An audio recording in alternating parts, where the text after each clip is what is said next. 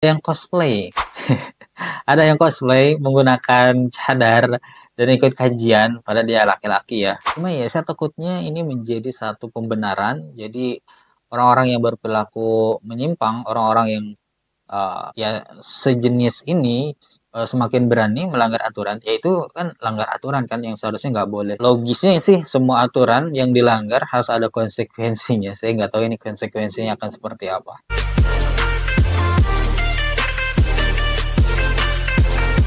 Assalamualaikum warahmatullahi wabarakatuh. Halo belajar semua. Selamat datang di channel Indomedia. Terima kasih kepada teman-teman yang sudah tetap subscribe ya, yang sudah tetap setia.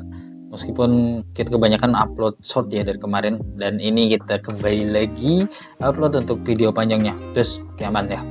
Oke teman-teman semua, selamat datang di channel Indomedia. Dan sekarang masih ada di konten ada apa di hashtag. Hashtag kali ini yang akan kita cari yang menarik ya, yang sedang trending, yang sedang banyak diperbincangkan oleh kalangan anak muda tentunya di TikTok tentunya ya, yaitu ada yang apa ya, ada yang cosplay. Ada yang cosplay menggunakan cadar dan ikut kajian, pada dia laki-laki ya. Terus ikut kajian, duduk di barisan wanita, masuk ke ruangan ustadz, ruangan pribadi kayak makom bahasa kalau di pondok itu, kalau di kalangan santri kata kayak ya tempat istimewa itu disebut makom. Dia masuk ke sana dengan rombongan wanitanya, circle wanitanya, pada dia laki-laki, dan dia cosplay menggunakan cadar. So kita cari ya. Nah mari kita mulai dengan siapa itu Wandahara. Nah ini kita buka saja ya profilnya di TikTok. So Wandahara tuh siapa ya? Wandahara tuh adalah seorang wanita, dan kalau teman-teman cari di sora.com itu ada, ternyata nama aslinya itu pertamanya Irwansah. Kita tahu ya, Wandahara itu ada seorang laki-laki, tapi dia ikut kajian, dan kajiannya itu menariknya itu dia duduk di barisan wanita. Ya kalau misalnya kita di kajian ya kan, pada dasarnya wanita dan laki-laki harus dipisah dimanapun ya, umumnya dimanapun, apalagi di tempat kajian kan harus dipisah. Loh ini nggak tahu ya, mungkin dia ingin sebagai wanita tapi kan nggak bisa kayak gitu ya, kodratnya identitasnya dia tetap seorang laki-laki bos. Nah ini beberapa bukti penampakan netizen luar biasa sih. Jadi ini saya menghargai sekali informasi-informasinya, dan saya coba bagikan kepada teman-teman dengan bukti-bukti dari teman-teman di TikTok. Ini yang bercadar ini adalah Wandahara. Tahu kan ini geng dari Sultan Andara ya. Ada Gigi, ada istrinya Juragan 99 kan. Nah, jadi dia cosplay. Kenapa kayak gitu? Kenapa banyak netizen yang menganggap bahwa itu Wandahara? Karena dia ikut kajian dari Ustaz Hataki, dari storynya nih, dari storynya.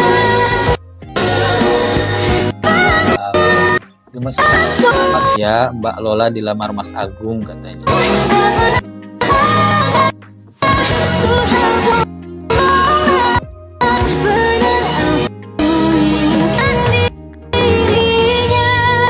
Nah, yang paling penting itu, nah ini Hanan Hataki gunakan cadar. Itu kalau misalkan setahu saya dulu mondok juga, bahwa memang Ustadz itu punya makom, dia punya tempat khusus, dan kadang ada tempat khususnya itu yang memang nggak boleh dimasukin oleh sembarangan orang. Jadi mungkin khusus khusus orang-orang terdekatnya yang bisa masuk ke sana.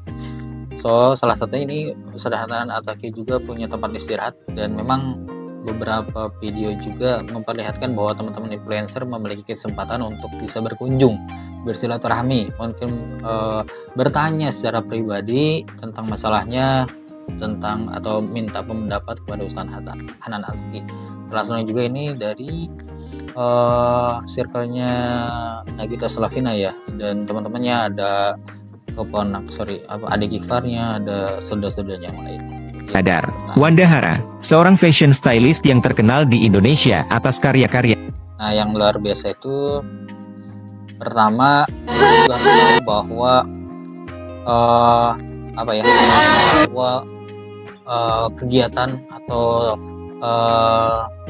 kegiatan Wandahara masuk ke sana terus bergabung dengan laki-laki, dengan perempuan, padahal dia laki-laki, itu tidak diketahui oleh panitia. Jadi for information, setelah saya riset bahwa yang sering mengadakan kajian ini IO-nya itu bernama atau akun page-nya itu ayah_amanah, dan dia juga sudah klarifikasi katanya menanggapi yang sedang viral, mohon maaf ketika acara berlangsung kami baru tahu jika sosok tersebut adalah laki-laki secara viral. Teman-teman doakan dan ucapkan yang baik-baik saja ya, jangan mencela, semua orang berproses untuk menjadi lebih baik. Oke, jadi gitu. Jadi memang panitia nggak tahu sekali tentang kejadian itu, bahwa itu adalah laki-laki tapi menyusup kalangan wanita. Kita lihat komennya. Wandahara mengingatkan gue dengan Isa Zega yang berani umroh dengan memakai gamis dan bercadar, nauzubillah min dzalik. Bingung sih siapa yang masih bela Wandahara. Coba kita komen lihat ya. Beneran sakit semua saat teman-temannya semuanya yang tutup mata seakan-akan gak tahu kalau itu Wandahara. Yuk follow aja. Wow, sebaiknya jangan sehujan sama temennya. Kita nggak tahu di belakang, mungkin mereka udah ngasih tahu. Betul. Tapi kembali ke Wandaharanya masih gak paham dasar kodratnya. Gua asli nggak ngeh walau dia handawara teman Wandahara, teman mereka sih, tapi nggak expect bakal bercadar. Buset dah, ada aja. Gigi juga ngapain udah tahu Wandahara cowok diajak kajian. Untuk cewek gimana sih Abu Haji, Bapak Haji? Kayak gitu. Ya, yang menarik di sini yang pertama orang itu sendiri. Jadi Wandahara itu sendiri menurut saya ini bisa menjadi satu pelajaran luar biasa menarik atau tamparan ya bagi kita semua. Pertama, sorry saya nggak mendeskripsikan siapapun, bahwa yang jelas laki-laki perempuan, sorry ya, misalkan orang yang ingin transgender dan sebagainya, saya nggak menjudge semua, tapi secara hukum agama ya, secara norma kan ya laki-laki dia laki-laki, perempuan dia perempuan. Dan menurut saya itu harus tahu diri bahwa setiap apapun kegiatan maksudnya di Indonesia pasti tidak lepas dari norma-norma yang berlaku, khususnya juga norma agama ya. So jadi ya gimana ya, saya takutnya ini menjadi satu pembenaran. Jadi orang-orang yang berperilaku menyimpang, orang-orang yang ya sejenis ini semakin berani melanggar aturan, yaitu kan langgar aturan kan yang seharusnya nggak boleh. Logisnya sih semua aturan yang dilanggar harus ada konsekuensinya. Saya nggak tahu ini konsekuensinya akan seperti apa.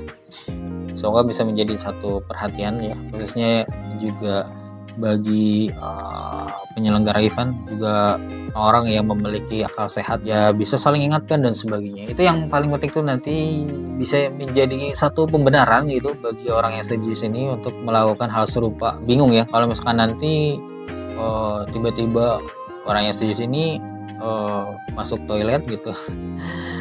Kan pasti kan gak nyaman bagi teman-teman semua ya.